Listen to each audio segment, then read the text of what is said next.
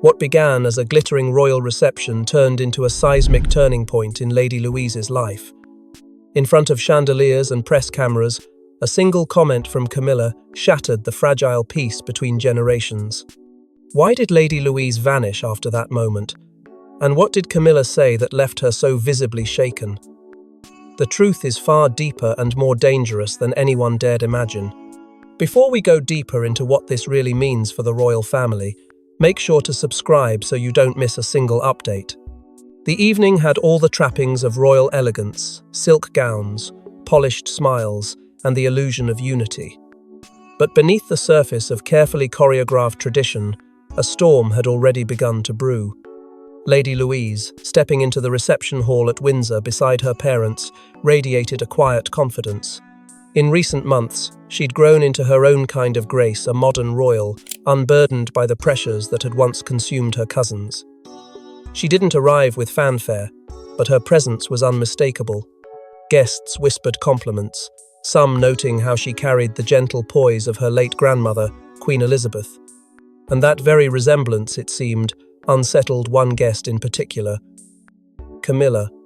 The Queen Consort's eyes lingered a moment too long as Louise greeted the room, her posture stiffening, her smile thinning.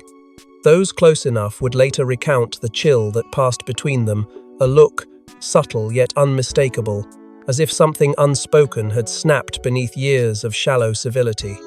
As conversations circled and glasses clinked, Camilla, speaking low to a confidant near the edge of the room, allegedly uttered the words that would ignite a silent fire. "She's technically diluted.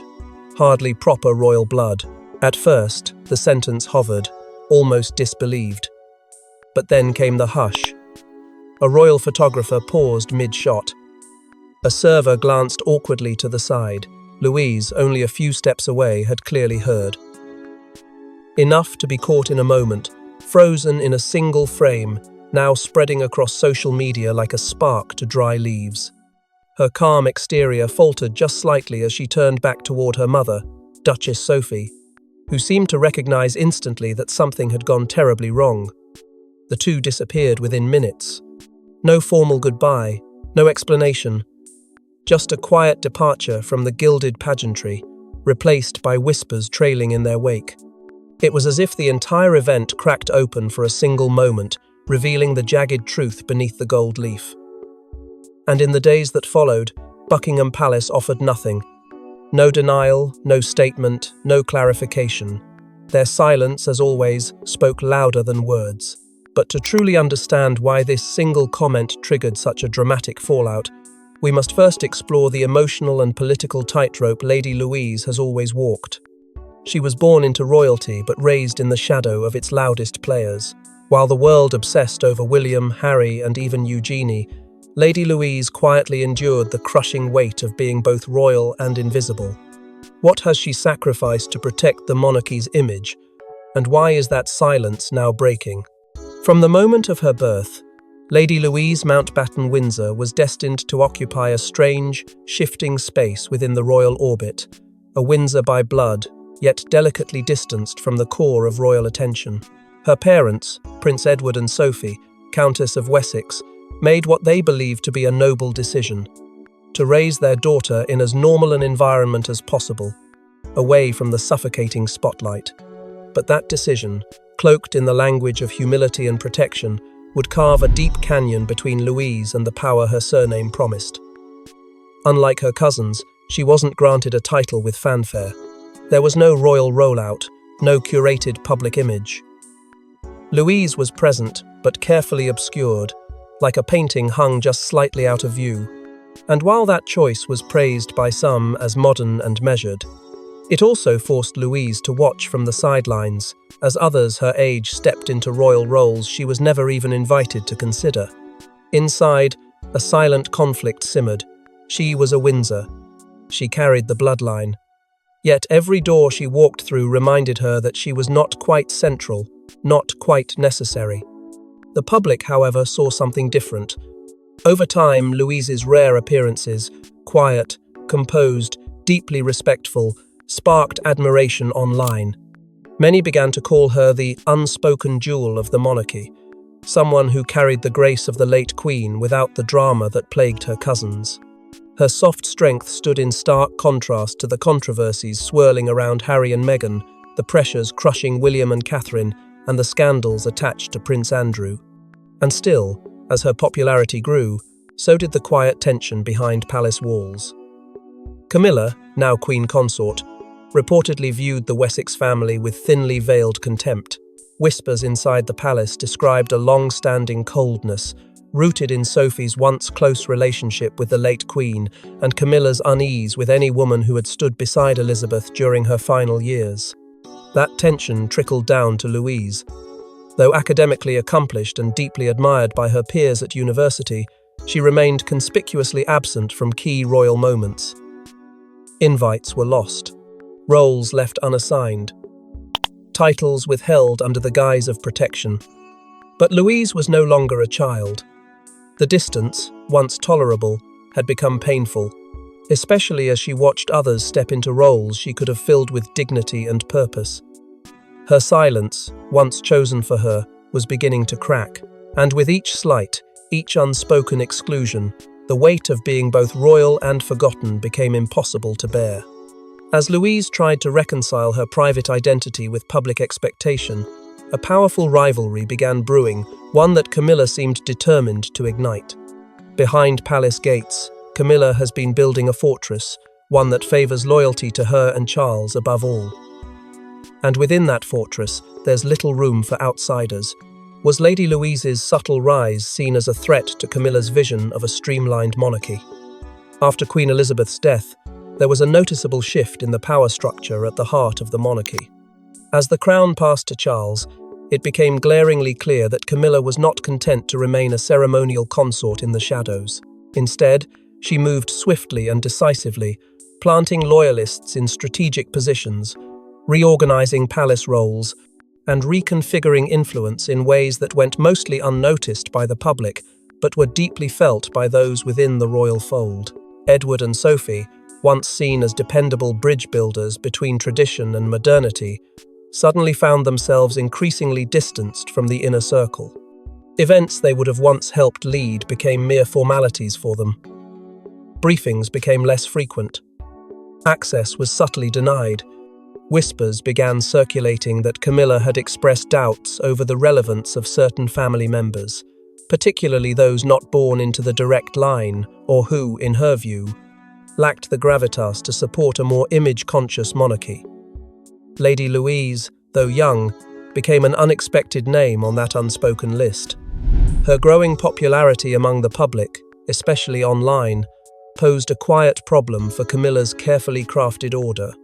Louise was everything the public wanted to see in a modern royal: authentic, intelligent, emotionally grounded, and remarkably unpretentious. But it wasn't just that Louise was liked, it was how she was liked. The affection wasn't manufactured through PR or strategy. It was real, unfiltered admiration.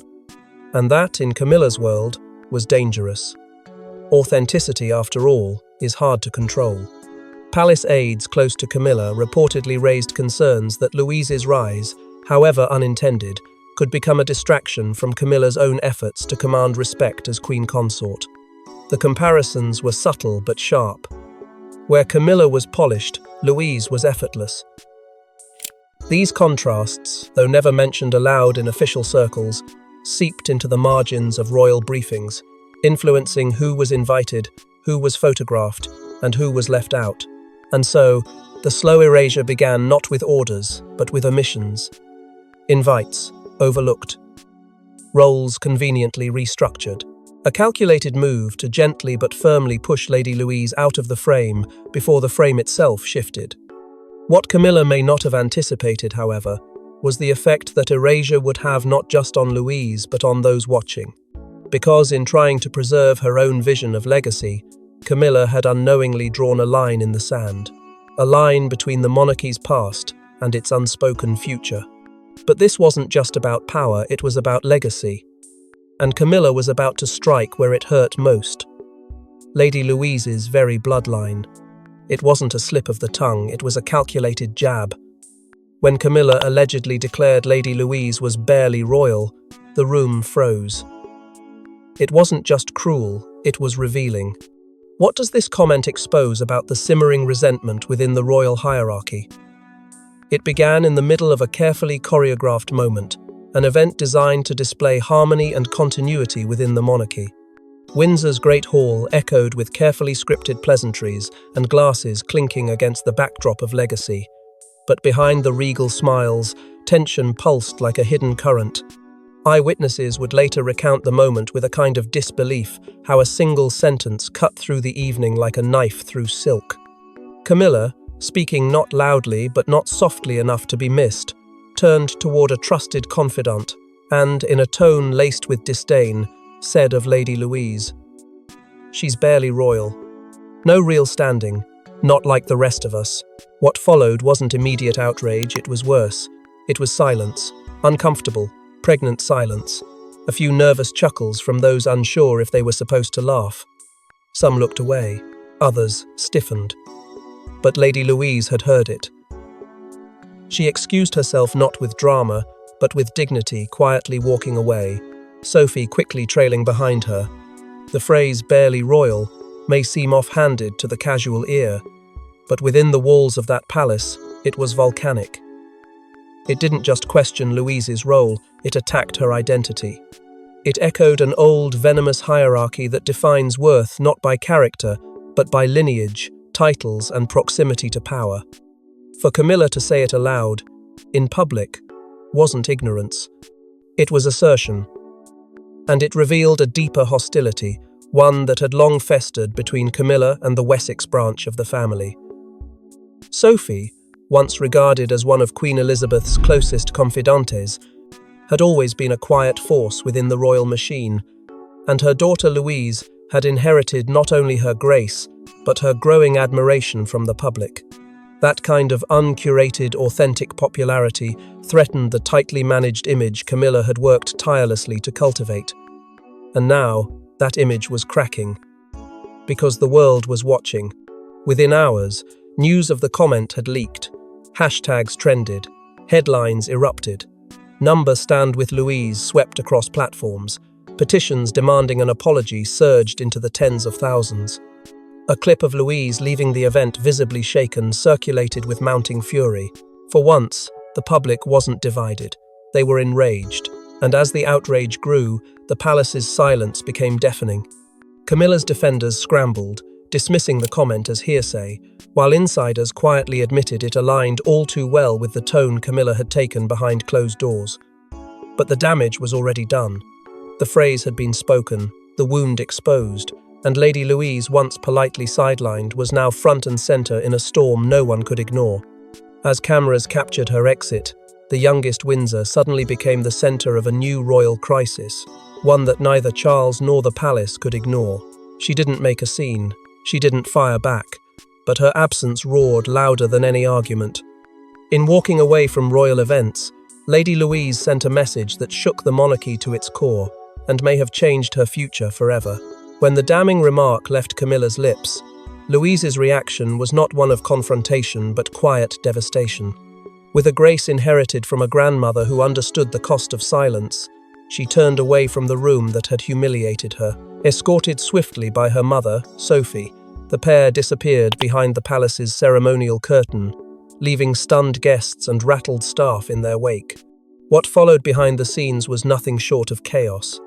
Palace aides, long accustomed to managing scandal with icy precision, scrambled to recalibrate the evening's agenda. Senior staff attempted to reposition the narrative, while others were tasked with ensuring no cameras captured what had just unfolded. But they were too late. The story had already escaped, and worse, the person at the center of it, Lady Louise, had withdrawn completely. In the days that followed, her absence from royal engagements became impossible to ignore. Invitations were reportedly declined, events quietly rescheduled, and press appearances cancelled without explanation. What might have been dismissed as a scheduling coincidence now felt deliberate, her silence a thunderous refusal to play along. Whispers from within the palace described Prince Edward as visibly enraged, a rare state for the typically composed royal. His fury wasn't theatrical, but cold, focused, and deeply personal. For the first time, the calmest man in the monarchy had been pushed past his limit, and those around him felt the shift. Then came the leak that deepened the fracture. Diary entries allegedly penned by Lady Louise herself surfaced in the inboxes of select reporters. They spoke of quiet betrayal, of the ache of being overlooked, and of her dawning realization that loyalty to the firm was never enough to guarantee belonging. One entry, dated weeks before the Windsor event, read, "Sometimes I wonder if I'm merely tolerated, not embraced. The rules are unwritten, but I've memorized every one of them. And still, it's not enough." The emotional honesty in those words shook the very walls of royal tradition. For years, Louise had been seen as the dutiful daughter, the obedient niece, the quiet presence. But now, her silence had evolved into a form of rebellion, and it carried the kind of authenticity that couldn't be spin-doctored. Her quiet departure from royal life wasn't just an act of self-preservation, it was a symbolic rejection of an institution that had both raised and sidelined her. It was her way of reclaiming her identity, not as a passive royal, but as a young woman with agency and boundaries. As the press hunted for explanations and royal watchers dissected every move, a deeper truth took hold. Lady Louise was no longer a footnote. She was a figure of empathy, strength, and subtle defiance. And as her absence lingered, so did the question on everyone's lips. Had the monarchy just lost one of its most quietly powerful assets? But the real storm wasn't in her exit, it was in what came after, as the Wessexes began to close ranks and the palace's silence grew deafening. She has always been the calm one, the peacemaker. But this time, Sophie wasn't going to stay silent. As whispers of Camilla's remark reached her ears, the Duchess of Edinburgh reportedly unleashed a private fury that shook the palace's inner circle. And it wasn't the first time she'd clashed with the Queen Consort.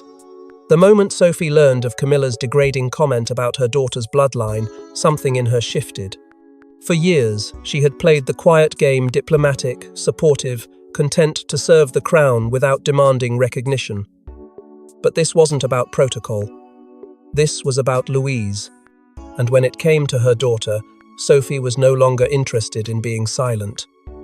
Behind the grandeur of royal walls, a confrontation unfolded that never made it into official briefings. According to insiders, Sophie marched directly to senior palace aides and demanded clarity, an explanation, and above all, an apology. She didn't raise her voice, but her tone cut through the air like steel. This wasn't just about a single insult, it was the culmination of years of simmering tension, because long before Camilla became Queen Consort, the relationship between the two women had already begun to erode. During Queen Elizabeth's final years, Sophie had become a near-constant companion to the late monarch, sharing quiet dinners, long walks, and private conversations far from the public eye. That closeness, envied by some and resented by others, did not go unnoticed. Camilla, still navigating the long shadow cast by Diana and a public wary of her presence, had watched Sophie build something she herself struggled to obtain: genuine trust within the family. That history made the Windsor remark all the more cutting. It wasn't just an insult to Louise, it was a thinly veiled strike at Sophie herself, the mother who had protected her child from the glare of public life, only to see her daughter mocked by the very institution they had defended. And when Sophie demanded a formal apology, she was met with bureaucracy and evasion. Palace aides tiptoed, tried to mediate, and ultimately delivered the coldest response of all: a flat refusal. "No comment," Camilla allegedly said when pressed about the incident, 2 words that buried years of tension in stone. That response lit a fuse. Sophie, once described by Queen Elizabeth as unshakable, was now undeniably furious. Her controlled composure, so often admired, cracked just enough for those closest to the situation to feel the depth of her wrath. She wasn't just speaking as a duchess, she was speaking as a mother. Meanwhile, Prince Edward, typically the embodiment of reserved loyalty, found himself torn.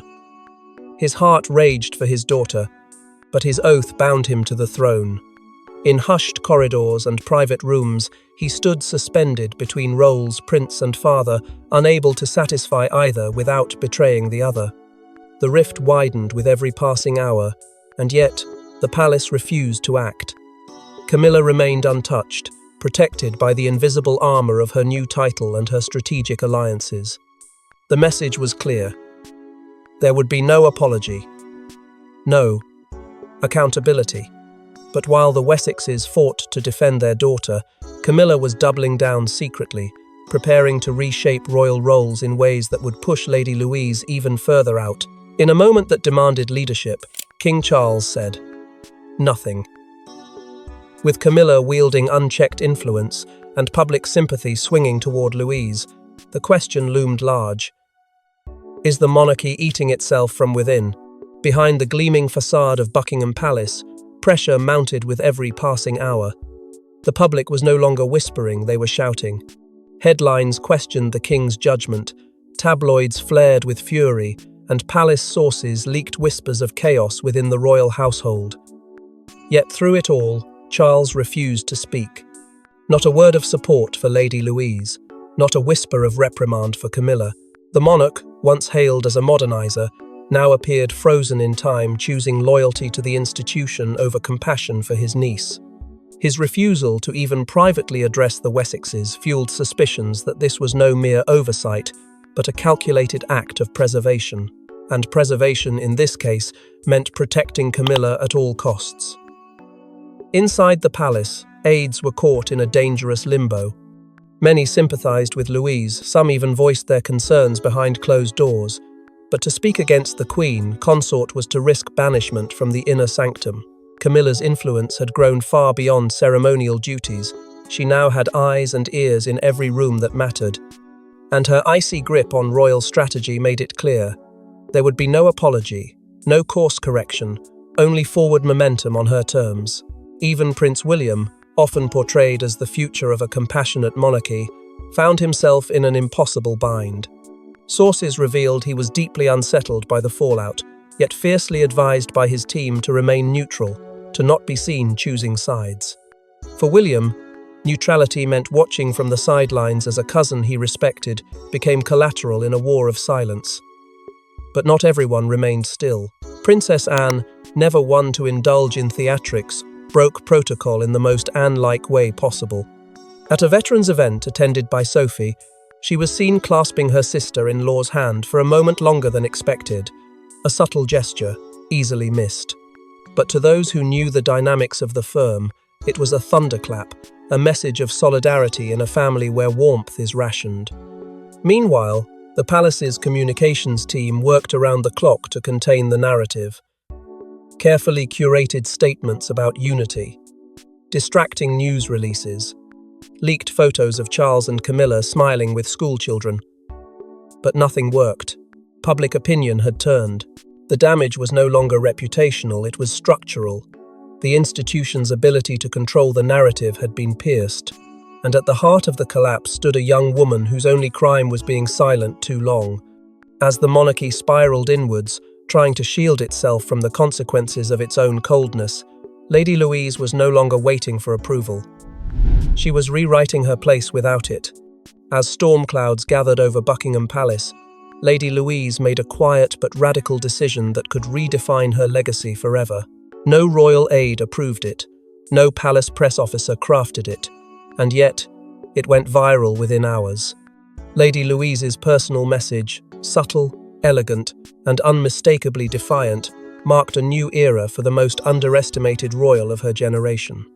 It appeared not through an official palace statement, but through a shared post on a friend's private social account. No caption, just a photo of a notebook page, handwritten in Louise's delicate pen. The message was short but deliberate. Kindness has no hierarchy, integrity wears no crown. Within moments, it caught fire. Screenshots spread like wildfire across social platforms. Influencers reposted. Journalists speculated. Royal insiders panicked. But the public response was immediate and overwhelmingly in her favor. Hashtags like #WeStandWithLouise and #TrueRoyalty flooded timelines. The phrase, kindness over title began appearing on merchandise, quoted in morning news panels, echoed by commentators who, until now, had barely spoken her name. And in that single line, Louise had done what no press strategy could achieve. She struck the heart of the monarchy's moral crisis, not with rage, but with quiet clarity. It was no longer about one insult. It was about what that insult exposed. Suddenly, celebrities began voicing support. A-list actresses, journalists, and authors reposted the message with heartfelt captions. She was being hailed not for theatrics, but for stillness, for a poise that cut deeper than outrage ever could. Behind the scenes, sources revealed that Princess Beatrice and Zara Tindall, both navigating the strange limbo between duty and detachment, had reached out privately to Louise. One source described their messages as deeply emotional. Another claimed the three women had formed a quiet alliance, sharing the unique burden of being royals without protection. For the first time, the monarchy's quiet women were finding a voice and each other. The narrative shifted swiftly. Major commentators began referring to Louise as the People's Quiet Princess, a new archetype of royal dignity. She was no longer a sidelined footnote to the firm's legacy. She was becoming a countersymbol to everything Camilla represented. And that contrast was more powerful than any crown. Meanwhile, inside Buckingham Palace, the mood turned icy. Camilla, reportedly deeply displeased and increasingly frustrated with the press's obsession with Louise, withdrew from multiple scheduled appearances without public explanation. Her closest aides clamped down, dodging questions and insisting the Queen Consort had no comment on the matter. But silence was no longer a shield. The damage was done, and it hadn't come from an outburst or scandal. It had come from a sentence handwritten, shared without fanfare, and etched now into public consciousness as a turning point. The palace had long underestimated Lady Louise. Now, they could no longer ignore her. But just when the monarchy thought the crisis might fade, a new invitation sparked rumors of redemption or deeper betrayal. They tried to silence her, dismiss her, humiliate her. But from the ashes of royal conflict, Lady Louise is rising not as a pawn of palace politics, but as a symbol of quiet strength. And some insiders now whisper what once seemed impossible. Could she be destined for a greater role? In the weeks following her veiled public message, a remarkable shift began to take shape. Invitations started pouring in not from within the walls of Buckingham Palace, but from global institutions, charitable organizations, and royal patrons across Europe and the Commonwealth. Universities extended speaking engagements. Humanitarian groups requested her presence. And while the palace fumbled in its silence, Louise chose to answer those calls not with drama, but with quiet determination. Her first public reappearance was in Scotland, where she attended an educational initiative focused on youth mental health. She arrived alone. No security entourage, no press machine, and yet the reception was electric, warm, genuine, almost reverent. The girl, once kept on the sidelines of royal grandeur, was now standing in the spotlight on her own terms. Back in London, the ripple effects were undeniable. Public sentiment surged in favour of the Wessexes. Polls showed a dramatic uptick in approval for Edward and Sophie, who had remained steadfast and composed throughout the storm. The quiet loyalty they'd displayed for years, often overlooked, was now seen as the gold standard of royal integrity. And then came the most unexpected twist of all: whispers of a documentary. A major streaming platform reportedly in negotiations to release a special exploring Lady Louise's journey from obscurity to influence. Royal watchers erupted. Speculation soared. Would she speak on camera? Would she finally tell the story the palace refused to? And while no official statement was released, the very idea of it proved how drastically the narrative had shifted. Louise was no longer merely reacting to events, she was driving them. Within palace corridors, the atmosphere grew tense once more. Rumours swirled of future honours being reconsidered, an old title possibly revived, a new patronage quietly approved. Nothing confirmed, of course. But the tone had changed. The girl once called barely royal was now too influential to ignore. And somewhere, far from the media circus, Camilla reportedly watched as Louise stood center stage at yet another public appearance, this time alongside international leaders. The Queen Consort, once confident in her place atop the new royal order, was now observing the rise of a figure she had tried to erase. It was the ultimate reversal, a quiet triumph born not of power, but of restraint, not of entitlement, but of endurance. Louise had redefined what it meant to be royal not through declarations or declarations, but through dignity, resilience, and the refusal to be broken by an institution that underestimated her. From whispered insults to a defining moment of grace, Lady Louise has reminded the world that royalty isn't just inherited, it's earned in silence, in struggle, and in the courage to walk away when dignity demands it. Thanks for watching. Don't forget to like and subscribe, and we will see you in the next one.